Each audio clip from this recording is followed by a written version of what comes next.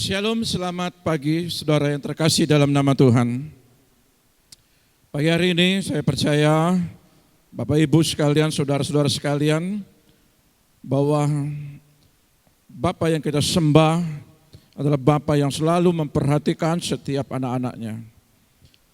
Di bulan ini menjelang akhir daripada tahun ini, kita percaya melihat di tahun ke depan,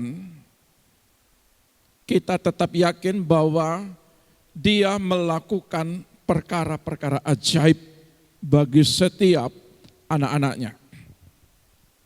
Pagi hari ini saya rindu untuk memperjelas di dalam Yesaya 58, yang kemarin pun saya pernah bagikan, tapi saya tertarik memang di ayat ke-11 ini adalah suatu kerinduan Tuhan bahwa Dia itu sangat setia menuntun anak-anaknya. Persoalan adalah ketika anak-anaknya mengalami yang namanya liku-liku kehidupan, seringkali mereka melihat bahwa jawaban itu tidak kunjung datang. Pagi hari ini mari kita belajar dalam kebenaran firman, tetapi sebelum kita datang mari kita tundukkan kepala, kita berdoa dulu. Kami mengucap syukur Bapa Sorgawi, pagi hari ini mari Engkau urapi setiap umat-Mu yang mendengarkan dimanapun mereka berada.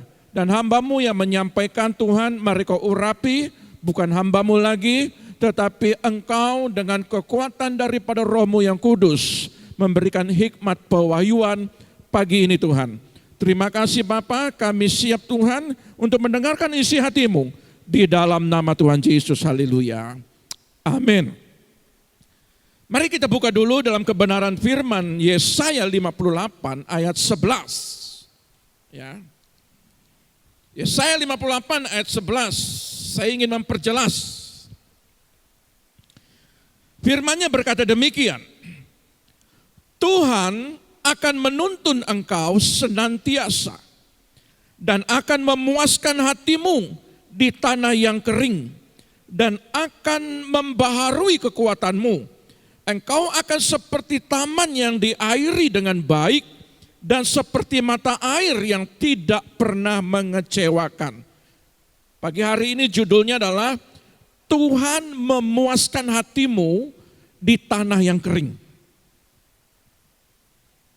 Saya rindu bagaimana saudara memahami cara kerja Roh Kudus. Gambaran air yang mengalir di tengah-tengah kehidupan umat-umatnya yang ada di setiap kehidupan hati kita.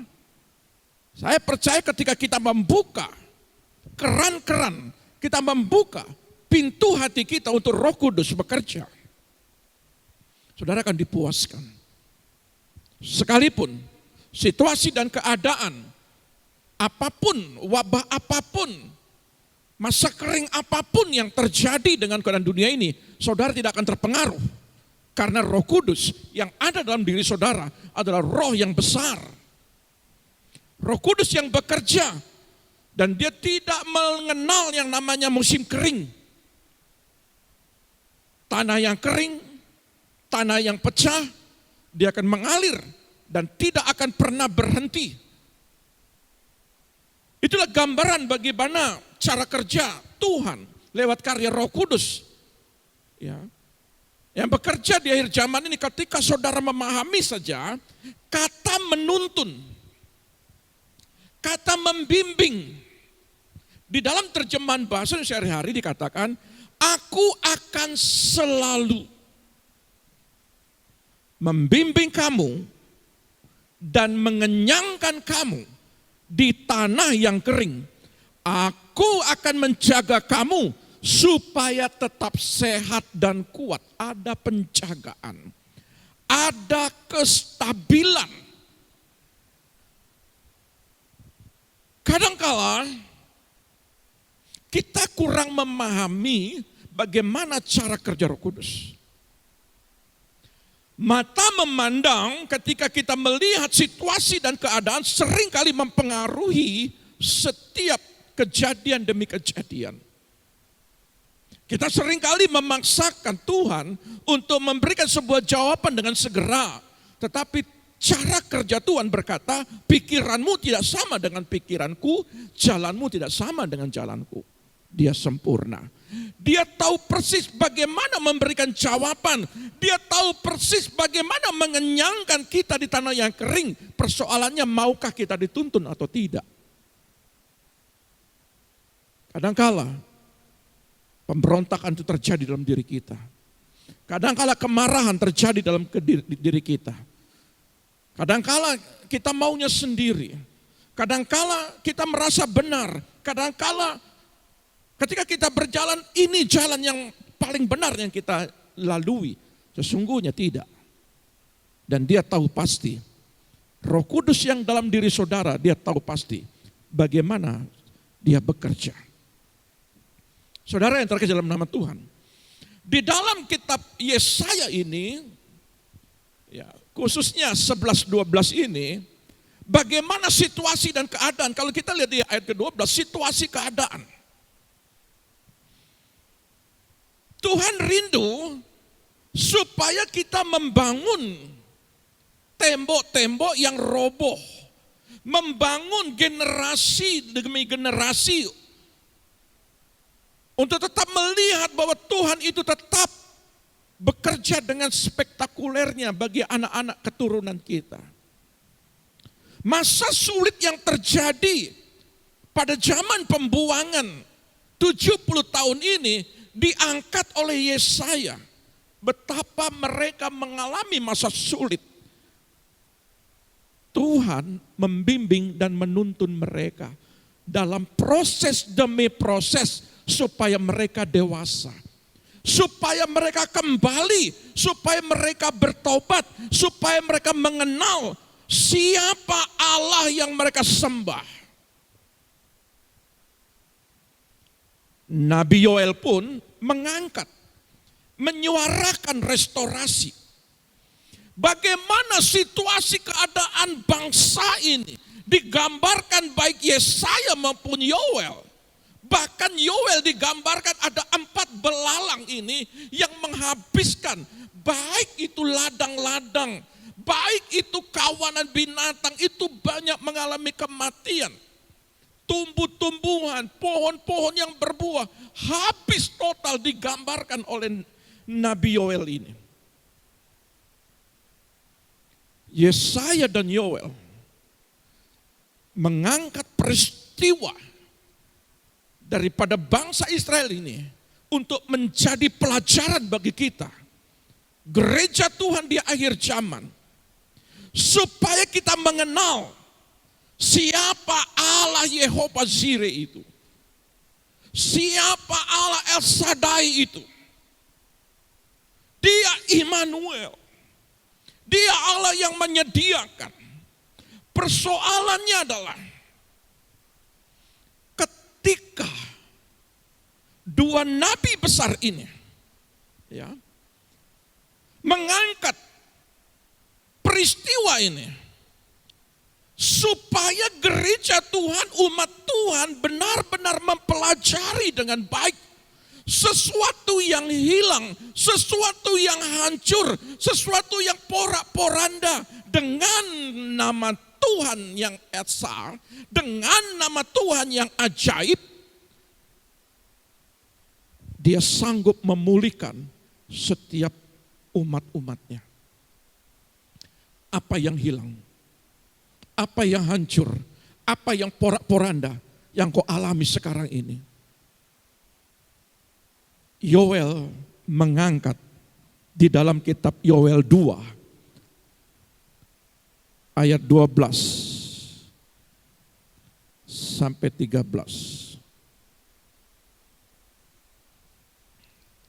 Firman Tuhan berkata demikian. Tetapi sekarang juga demikianlah firman Tuhan. Berbaliklah kepadaku dengan segenap hatimu, dengan berpuasa, dengan menangis, dan dengan mengadu. Koyakkanlah hatimu dan jangan pakaianmu.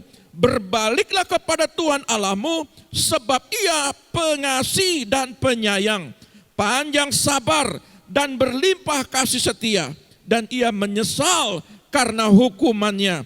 Saudara lihat, di dalam ayat ini dikatakan, termasuk di ayat 15 juga dikatakan, tiuplah sangkakala di Sion, adakanlah puasa yang kudus, maklumkanlah perkumpulan raya. Tuhan mau di dalam kitab Yoel yang diangkat ini, hal-hal yang hancur, hal-hal yang habis, baik itu habis oleh belalang, pindahan, pelompat, pengirik, ya, dan 4 belalang ini menghabiskan semua. Di dalam kitab Yesaya pun tembok-tembok hancur, rumah raja hancur, ya, rumah Tuhan hancur, rumah daripada rakyat Israel pada saat itu hancur. Yang kuat, yang sehat menjadi budak. Mereka mengalami kesulitan, mereka mengalami kesusahan. Yoel ini pun mengangkat segala sesuatu ketika memohon belas pengasihan Tuhan, adakan puasa.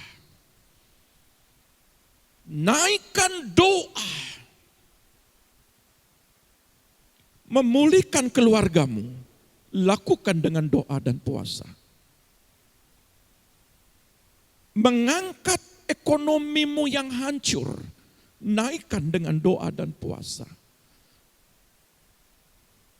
Untuk masalah kesembuhanmu, kesehatanmu, kekuatanmu, naikkan doa puasa. Masa depan anak-anakmu, naikkan doa dan puasa.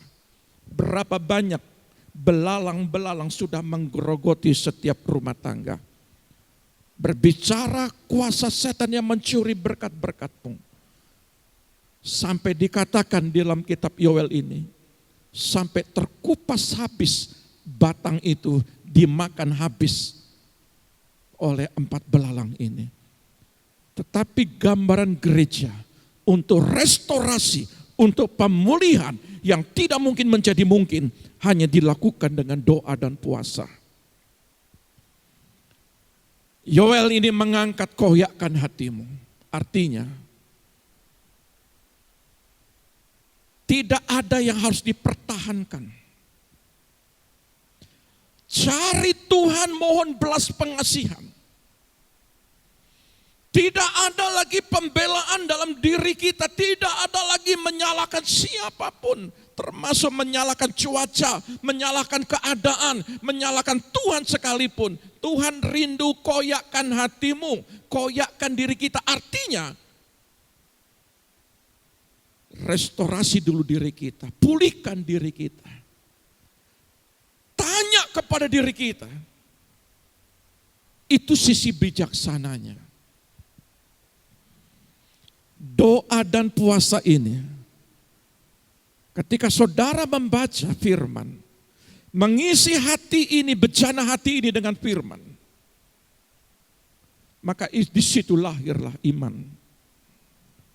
Saudara, saya rindu supaya pagi hari ini pelajaran doa dan puasa dan dibarengi dengan membaca kebenaran firman itu melahirkan sesuatu yang dahsyat. Matius 17 ayat 20 sampai 21.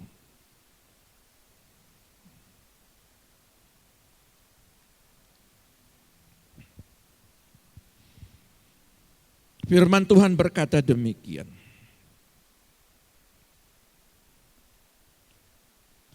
Ia berkata kepada mereka, karena kamu kurang percaya, sebab aku berkata kepadamu, sesungguhnya sekiranya kamu mempunyai iman sebesar biji sesawi saja, kamu dapat berkata kepada gunung ini, pindah dari tempat ini ke sana, maka gunung ini akan pindah. Dan tak akan ada yang mustahil bagimu. Jenis ini tidak dapat diusir kecuali dengan berdoa dan berpuasa. Memang untuk memindahkan sebuah bukit, sebuah gunung dengan logika mata kita, rasanya memang tidak mungkin. Musa sanggup membelah lautan dengan tongkatnya. Yosua berjalan. Ketika berjalan di namanya sungai Yordan, sungai itu mengering. Kalau kita lihat bagaimana memberi makan 5.000 orang dengan 2 ekor ikan dan 5 ketul roti, sepertinya tidak masuk di akal. Bagaimana janda Sarpat tepung segenggam, besok dikatakan mati. Untuk berhadapan dengan situasi, dengan keadaan, logika kita selalu berperang dengan iman. Bagaimana mungkin memindahkan gunung? Gunung ini berbicara persoalan. Dengan doa dan puasa maka persoalan dapat dipindahkan, dapat dialihkan dengan kekuatan doa dan puasamu.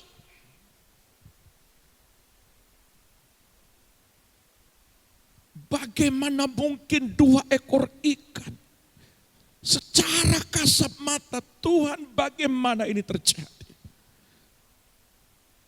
Saya mau bilang begini.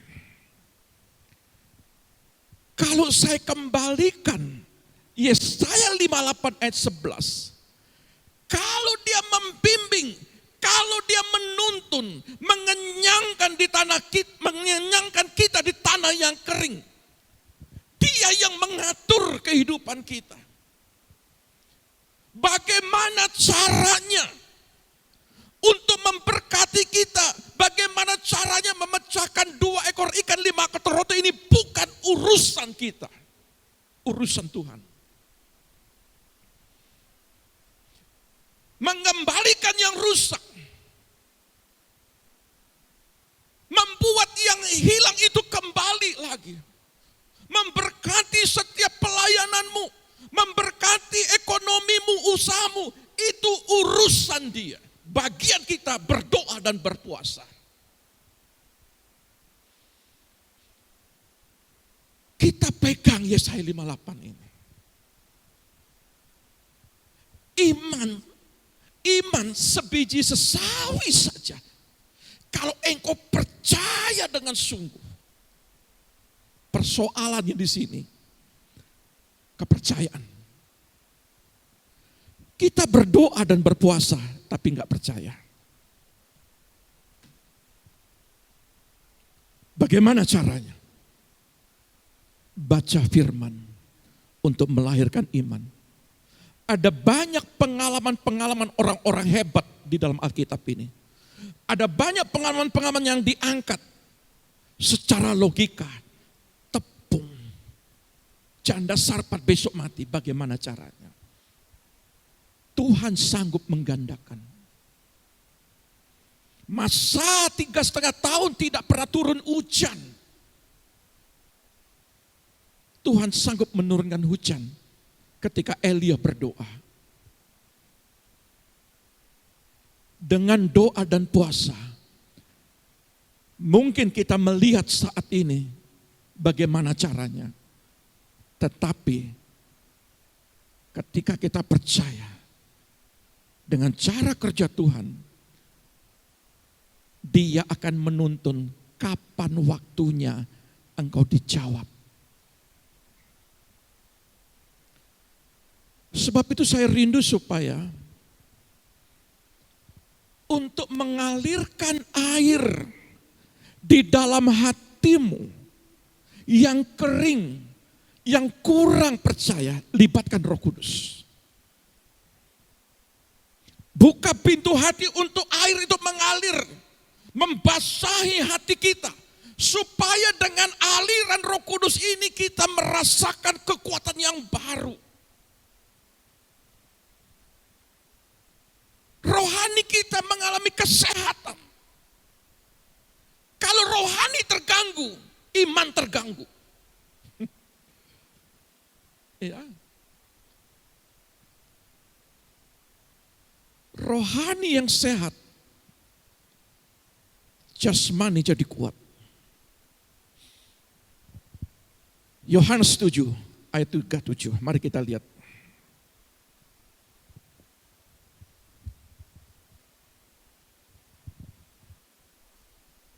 Yohanes 7 ayat 37 sampai 39.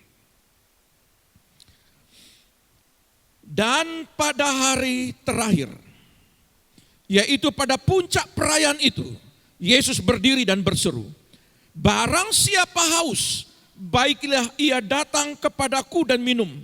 Barang siapa percaya kepadaku, seperti yang dikatakan oleh kitab suci, dari dalam hatinya akan mengalir aliran-aliran air hidup. Yang dimaksudnya ialah roh yang akan diterima oleh mereka yang percaya kepadanya. Sebab roh itu belum datang karena Yesus belum dimuliakan. Pada saat itu memang Yesus belum dimuliakan. Tetapi sekarang Yesus sudah dimuliakan, Roh Kudus itu turun. 120 yang menunggu Roh Kudus itu turun di loteng Yerusalem menerima kuasa Roh Kudus ini. Dan roh yang sama yang kita terima pada saat ini, barang siapa yang percaya, maka apapun yang ada keadaan dunia ini, hatinya tetap percaya. Yang mengerjakan adalah roh yang kudus yang ada dalam diri kita. Secara manusia bagaimana mungkin mengembalikan yang hancur? Bagaimana mungkin mengembalikan yang hilang? Bagaimana mungkin membagikan 2 ekor ikan, 5 kotor roti, bahkan sisa 12 bakul? Bagaimana mungkin memindahkan gunung? Yang mengerjakan itu Roh Kudus yang kita terima dan yang kita percaya. Tugas kita adalah percaya.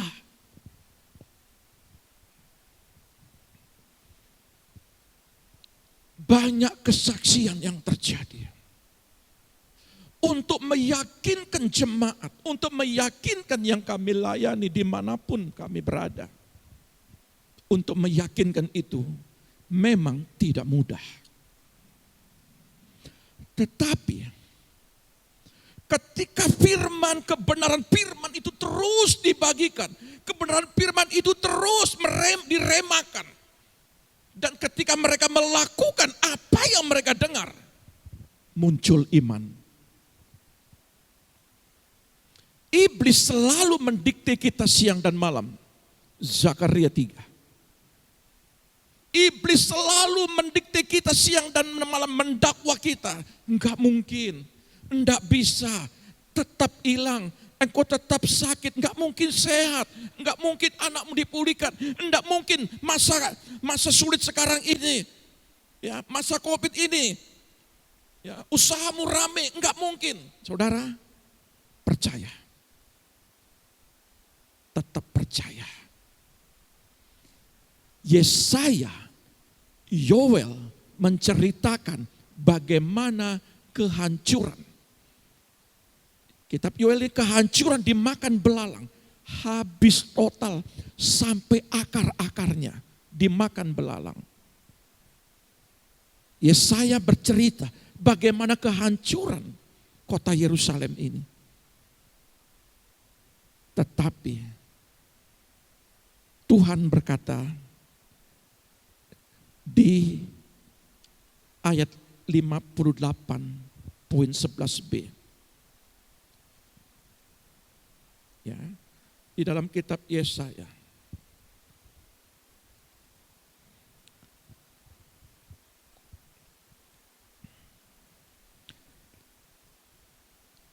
Dan akan memperbarui kekuatanmu. Engkau akan dan seperti taman yang diairi dengan baik, dan seperti mata air yang tidak pernah mengecewakan.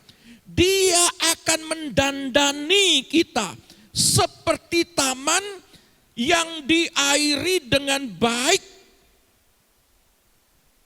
Saudara, tanah yang kering, yang retak, kalau dia berkata, aliri air, turunkan hujan, maka hujan akan turun. Perkataan Tuhan ini mengandung kuasa. Saudara, kita lihat Ayub 14 ayat 7. Ayub 14 ayat 7. Saya ingin pertajam, saya ingin perjelas.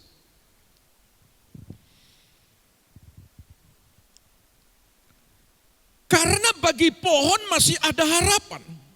Apabila ditebang, ia bertunas kembali. Dan tunasnya tidak berhenti tumbuh. Apabila akarnya menjadi tua di dalam tanah dan tunggulnya mati di dalam debu, maka bersemilah ia setelah diciumnya air dan dikeluarkannya lah ranting seperti semai. Akarnya menjadi tua, pengenalan kita akan Tuhan, kepercayaan kita semakin dalam kepada Tuhan. Ketika persoalan kehidupan dunia terjadi, menyentuh aliran air, dia bersemi kembali. Ketika kita bergantung sepenuhnya kepada Roh Kudus, maka dia bersemi kembali. Yang tidak ada menjadi ada. Yang mati bisa tumbuh kembali. Pohon yang tinggal tunggulnya ditebang, ketika menyentuh air, dia tumbuh kembali. Tidak ada yang tidak bisa dalam diri kita. Yang sudah mengalami kehancuran usaha, asalkan engkau percaya Roh Kudus, pintu-pintu usaha akan terbuka. Ketika keluarga porak-poranda dihancurkan oleh perbedaan pendapat, oleh kuasa iblis. Ketika Roh Kudus berbicara di hatimu, timbul pemulihan. Timbul restorasi. Kekerasan dari dalam diri anak-anakmu. Ketidakmampuan di dalam pendidikan anak-anakmu. Ketika mengandalkan Roh Kudus, berdoa dan berpuasa, libatkan Roh Kudus, dia akan menuntun setiap anakmu kemana tujuan hidup masa depannya. Kita tidak akan mampu berpikir memecahkan 2 ekor ikan dengan 5 kotor roti. Secara logika tidak mampu. Tetapi tangan Tuhan, kekuatan Roh Kudus, dia mampu membagikan 5.000 orang. Dibutuhkan kepercayaan. Dibutuhkan libatkan Roh Kudus. Percaya dengan cara kerja Roh Kudus. Dibutuhkan doa dan puasa. Dibutuhkan yang namanya remakan firman. Yoel pun di dalam kitab Yoel pun dikatakan demikian. Yosua pun renungkan firman siang dan malam. Perjalananmu akan berhasil dan beruntung. Yosua 1:8. Saudara, setiap yang merenungkan firman, engkau akan mengalami keberhasilan. Ya, masih ada harapan. Yang mati, yang tidak berdaya, yang sudah porak-poranda, yang sudah jatuh, yang sudah mengalami kehilangan. Di dalam dunia usaha saudara, masih ada harapan ketika hatimu dialiri air Roh Kudus. Izinkan Roh Kudus untuk berkarya dalam kehidupanmu. Izinkan Roh Kudus untuk berkarya di tengah-tengah keluargamu. Izinkan Roh Kudus untuk berkarya di tengah-tengah usahamu. Lewat apa? Ada yang namanya di dalam 1 Korintus 12 itu ada karunia hikmat dan karunia marifat. Dia memberikan pengetahuan dan dia memberikan hikmat bagi kita setiap anak-anaknya. Dahsyat sebenarnya Roh Kudus ini. Makanya Yohanes 7 ini mengangkat, barang siapa yang haus, barang siapa yang memerlukan bantuan, barang siapa yang membutuhkan pertolongan, minum. Dia memberikan kita kelegaan. Dia memberikan kita jawaban. Yang tidak mungkin akan dijawab. Yang tidak bisa akan dijawab.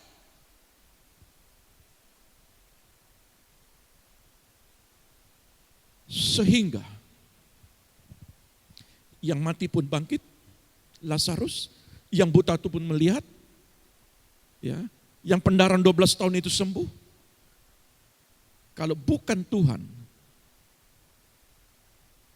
tidak ada yang sanggup melakukan itu. Dan ketika Tuhan dimuliakan, Roh Kudus turun dan dia diam di dalam diri saudara. Dia sanggup melakukan apa yang pernah dilakukan oleh Yesus. Dan dia ada dalam diri hati kita masing-masing. Jadi, untuk masalah, situasi dan keadaan, gelombang badai, masalah apapun, rumah tangga, ekonomi,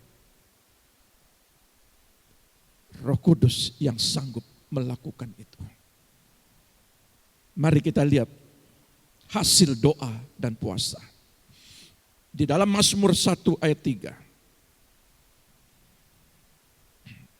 Kita buka Mazmur 1 dan ayat 3. Ia seperti pohon yang ditanam di tepi aliran air, yang menghasilkan buahnya pada musimnya, dan yang tidak layu daunnya. Apa saja yang diperbuatnya berhasil. Ketika pohon ditanam di tepi aliran air, menghasilkan buah pada musimnya. Ketika Roh Kudus ada dalam diri kita, dilibatkan. Ketika kita meluaskan cara kerja Roh Kudus dan percaya, pada waktunya musim itu akan berbuah. Tuhan ingin melihat bagaimana kesetiaan ketaatmu ketika kau dituntun. Percaya enggak dengan air ini? Percaya enggak dengan Roh Kudus ini? Kadangkala awal mula dijawab. Kadangkala memohon pertolongan kedua. Tuhan mesti lihat bagaimana kedewasaan pribadimu. Saya percaya hatimu akan dipuaskan di masa-masa sulit ini dengan jawaban daripada kerja Tuhan, dengan jawaban Roh yang luar biasa, Roh Kudus yang luar biasa, yang melakukan apa yang tidak bisa saudara lakukan. Saya bersyukur pagi hari ini, bagi kita semua, saya ulang lagi Yesaya 58 ini, bahwa aku akan selalu membimbing kamu dan mengenyangkan kamu di tanah yang kering, dan aku akan menjaga kamu supaya tetap sehat dan kuat, ya. Dan kamu akan seperti taman yang cukup airnya, seperti mata air yang tidak pernah menjadi kering atau yang tidak mengecewakan. Libatkan Roh Kudus. Dia tidak akan mengecewakan saudara. Tuhan Yesus memberkati kita semua. Mari kita tundukkan kepala. Bapa Surgawi, biarlah pagi hari ini umat-Mu ketika mendengarkan isi hati-Mu, firman-Mu pagi hari ini. Mari Kau berkati mereka, kuatkan mereka, tuntun mereka, bimbing mereka Tuhan, supaya mereka mengerti bahwa Engkau Allah yang ajaib, Engkau membimbing mereka sehingga mereka melihat perbuatan-perbuatan-Mu yang ajaib itu Tuhan. Hamba bersyukur buat pagi hari ini. Mari setiap siapapun yang mendengar, mari Tuhan Engkau tolong mereka. Engkau memberkati rumah tangga mereka, memberkati kesehatan mereka, memberkati anak-anak mereka, memberkati usaha pekerjaan mereka. Sehingga mereka melihat 2 ekor ikan 5 kater roti terjadi mukjizat karena tangan-Mu, karena perbuatan-Mu, karena cara kerja Roh-Mu yang kudus di dalam nama Tuhan Yesus. Pagi hari ini kami mengucap syukur, haleluya, amin. Tuhan Yesus memberkati kita.